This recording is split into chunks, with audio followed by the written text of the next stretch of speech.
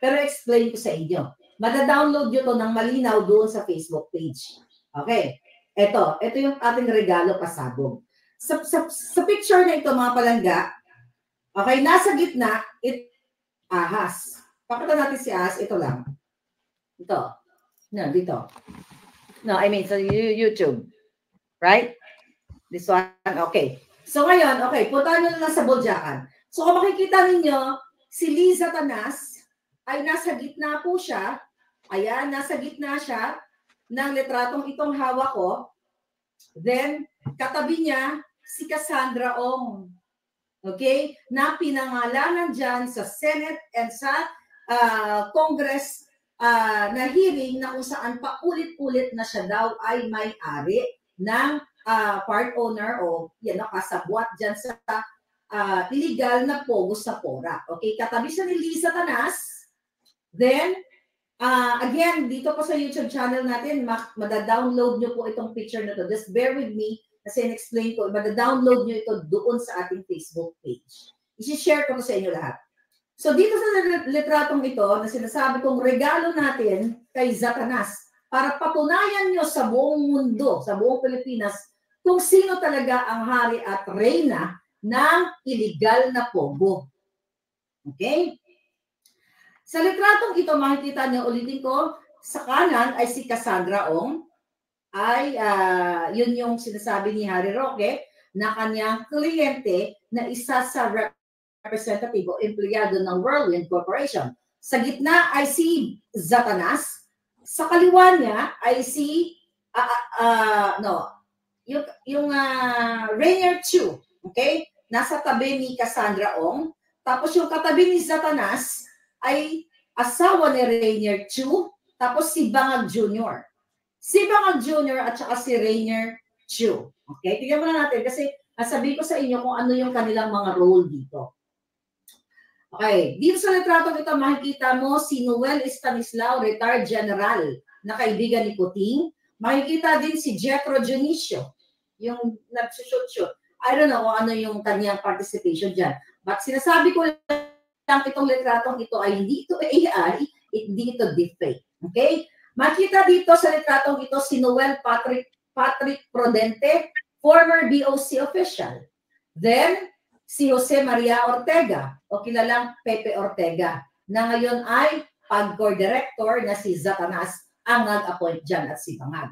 Makikita din dito sa litratong ito ang special envoy to China na si Benito Techico. Then, ang Pogo owner na si Mr. Wu. Okay? Na paulit-ulit na pinangalanan doon sa hearing na ito. Tapos dito sa bandang kanan, yung Sandy Daza. Okay? I don't know kung ano yung mga participation nila. Pero ano ang ibig, ano ang nito? Sino-sino itong mga taong ito? Ayon sa Puting Ahas, mga kababayan, itong si Rainier Chu, okay, na nakasama dito, yung naka-black, may label naman dyan, ha? Itong si Rainier Chu ay kababata at BFF ni Bangag Jr. Ano ang kanyang role? Siya ay taga-ayos ng Pogo Ops. Ano ang gamit niya? Diba? Ano ang ginagawa niya? Gamit ang law office ni Liza Tanas. So mga kababayan, ayon sa ating informer, mula 2016 to 2022, okay, ang mga ano-anumang mga negosyo na pasukin ng mga Chinese na yung mga Chinese naka-white may label, di ba? Yung naka-white si Rainier Chu, okay? So ayon sa ating Puting Ahas, from 2016 to 2022, kung anumang mga negosyo, okay, ng mga Chinese na kasabwat nila Liza Tanas, na kaibigan niya, na gustong ipasok sa Pilipinas, ay dumadaan sa MOST law, sa MOST, di ba? Marcos, Ochoa, Serapio, and Dan. Remember that? MOST. So dumadaan ang lahat ng Chinese businessmen na kinukutungan ni Zatanas ng Bangag, dumadaan sa kanilang firm. Okay? So yan ang negosyo na ni Bangag actually ni Zatanas. Okay? Habang walang trabaho, si Marcos Bangag simula noong 2016 hanggang 2022. So, kumita ng bonggang-bongga si Marcos Jr., ang kanyang pamilya, si Zatanas dito sa mga incheck na ito na illegal o illegal man o legal na pumapasok, whether illegal business or legal business, na dumadaan sa law office ni Liza Marcos o ni Zatanas. Ngayon, mga kababayan, anong impact din sa taong bayan? So sa kabila ng pag-hearing nila na mga yawa dyan sa Senado Kongreso, alam na mga ginayupak na yan na ang mastermind o hari at reyna ng Pogo ay si Bangag Jr. at kanyang asawa, si Romualdez at silang pamilya. Dahil itong itong si Chu, okay, ano niya? Wait a minute.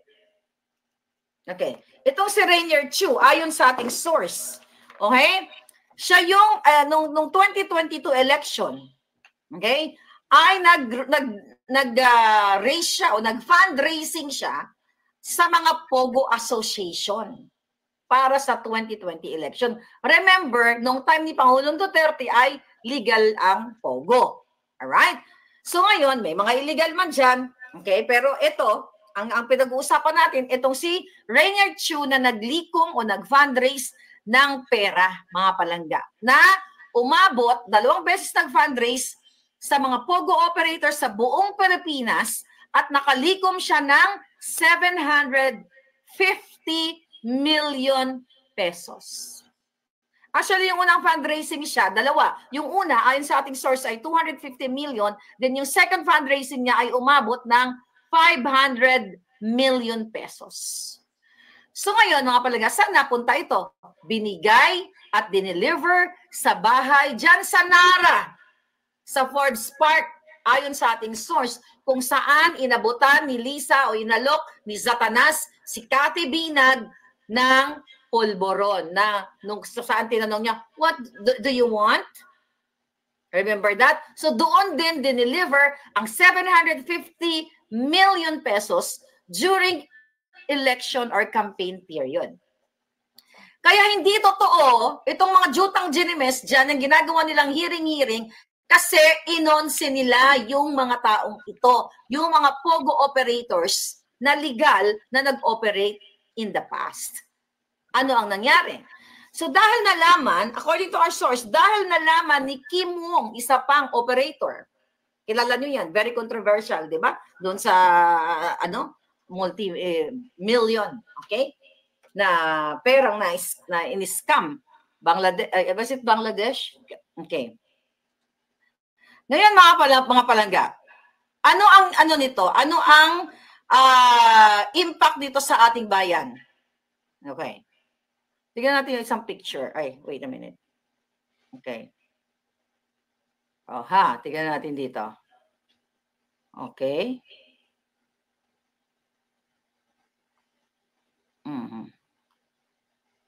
Tignan ko lang kung may bagong message.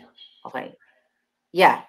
So ngayon, mga palangga, so dahil nalaman ni certain Kim Wong, ayon sa ating source, mga pala, Kim Wong actually, na nag-raise ng total of 750 million, itong mga Chinese businessmen, particularly Pogo, ay tinapatan niya ng 750 million, ano ba naman yung 750 million pesos dito sa $17 million na $17 million na inasangkot doon sa Bangladesh scam.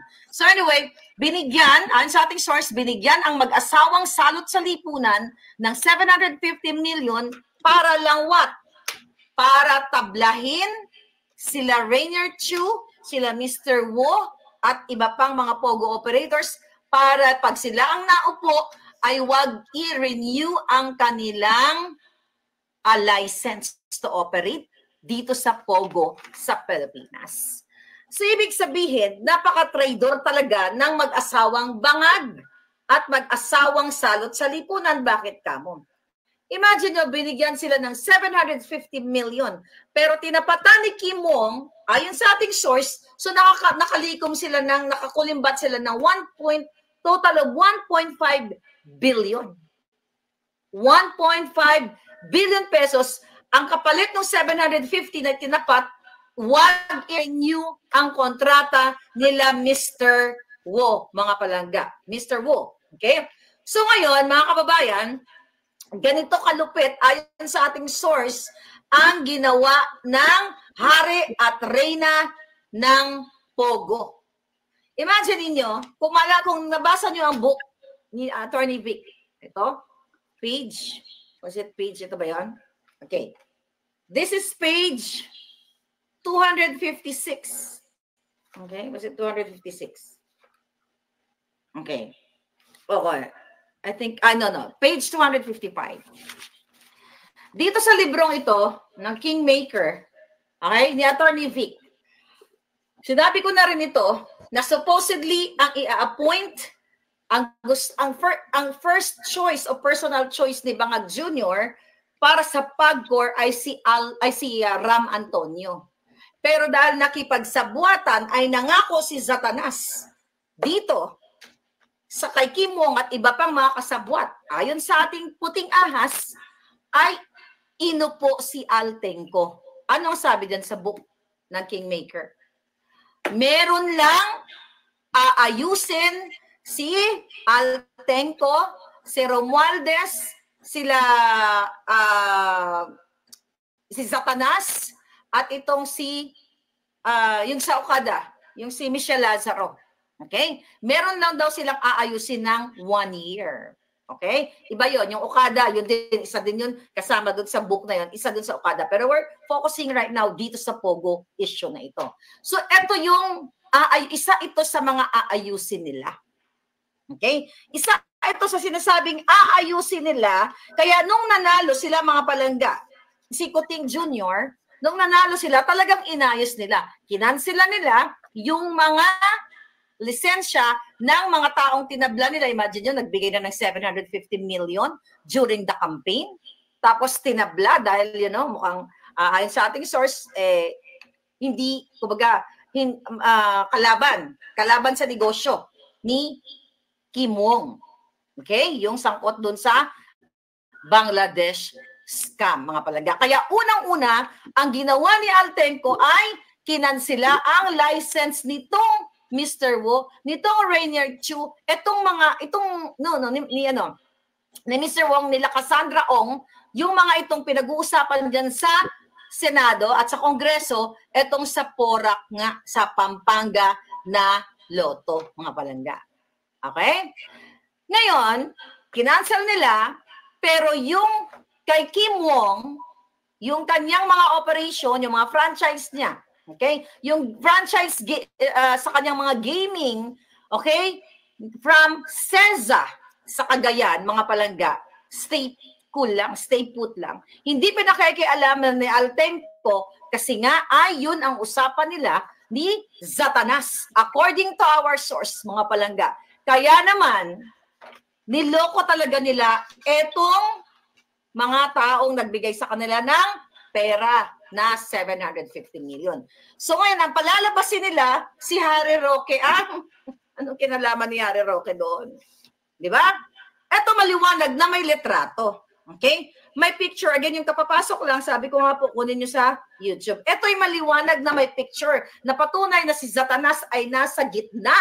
At nung time na yon, yun yung mga panahon na dinududugan sila, binigay ang pera na 750 million nito mga Chinese nationals. Ito yung mga nagnegosyo sa Pilipinas. Ngayon, mga palangga, eto, si Harry Roque, dinidiin nila na may nakitang dokumento at nagrenta doon sa bahay. Pero itong mga jutang genimis sa senador, mga legislators, ayan na ang picture, ipakalat nyo dyan. Okay? Ayan, download nyo na. Okay, andyan na pala. Screenshot nyo na lang. Okay? So ngayon, dinidiin ang mga kritiko o mga kaalyado ni Pangulong Duterte, pero ang totoo, si Zatanas, si Bangag, ang gobyernong Bangag na Bangag, ang nagpatakas kay Alice Go. Kaya nilabas si Alice Go para pagtakpan ang pulboronic addiction, addictus benedictus, na authenticated here in the States para pagtakpan yung issue na yan. Kaya yan ay magkakasabwat sila. Kumbaga yan ay collateral damage or sacrificial lamb nila. Dahil kaibigan nila, kahit si Risa Ontiveros, may picture sila, magkakasama sila. Sweet-sweet pa nga sila eh. So dito mo makikita mga kababayan na wala na kayong patutunguhan kung hindi nyo tagpasin ang dulo ng mga kawatan. Hindi nyo hilain ang kanilang mga, hilain ang kanilang mga tiil para tapusin ang sindikato sa ating bayan. Why? Sa Kongreso, kaya sila ganyan, kalakas ang loob dahil protektado sila ng Malacanang. Imagine nyo yung SOP dyan sa Congress, kaya ang mga project walang kwenta, binabaha, nawawash out, nagko-collapse, 50% or more than pa. At ayon sa ating source, ang nagpapatakbo, nagkokontrol ng budget ay si Zaldico at yang si Tambaluslos. Kaya yung mga buwakan ng GNMS na mga kongresista ay sunod-sunuran kasi hindi sila bibigyan ng budget ng dalawang ito. Okay? At sa utos ni Satanas at ni Bangag Jr. na pirma-pirma lang dahil sinusubuan ng ni Satanas ng Coca-Cola o ng pulburon, pipirma lang yan. So bawat subo o singot, bawat pasingot kay Bangag, pipirma lang si Kuting o si Bangag na walang kinalaman. So sino ang magsasuffer? 50% ang SOP na komisyon na kinukuha ng mga contractors, kaya dapat tagpasin nyo na silang lahat. Dapat nilang lisanin ang mga pwestong pamdorobo dyan sa taong bayan. Imagine nyo, 50%. How many budgets we have for 2024? 5 trillion? Imagine mo, kalahati ng budget, baka nga, sabi ko nga sa inyo, baka 90% na pupunta sa kanila. Kasi maliban sa senador, pag pumunta sa contractor, imagine mo, kung paglabas pa lang ng budget papunta sa mga kongresista, may cut na kaagad na 50%. Itong si Tambaluslos at ang kanyang mga grupo ng mga jejemon. Ilan ang nanakawin? Okay? Out of that 50% na magnanakaw din, itong mga kongresista na to, another 50% from that budget, that's already 75%. So ilan na mapupunta sa project? 25%. O kung mag-ano pa, magnanakaw pa uli yun. Kaya wala nang matitira. Kaya nga yung mga projects nila, sisimulan nila ng magbubungkal o magtatayo ng footbridge, pero foot lang, walang bridge, hindi na nila tatapusin. Ganito kalala, kagahaman, kaganid ang gobyerno ninyo na itong jutang ginimis na si Lisa Tanas at si Bangag, campaign period pa lang, dun pa lang sa mga Chinese businessman, 1.5 billion pesos na ang kanilang kinubra. Tapos inonsi nila, yung nagbigay sa kanila ng 750, di ba? Wala silang pakialam. Tapos ngayon, ang ididiin yung nakaraang administration at si Spoke Sari Roque, si yung Go, di ba? Kunyari, diniindiin nila, pero pinatakas nila. Di ba? Meron pa ba kayong matinong gobyerno? Wala na kayong matinong gobyerno kasi nga, buwan. Okay? Sabi ni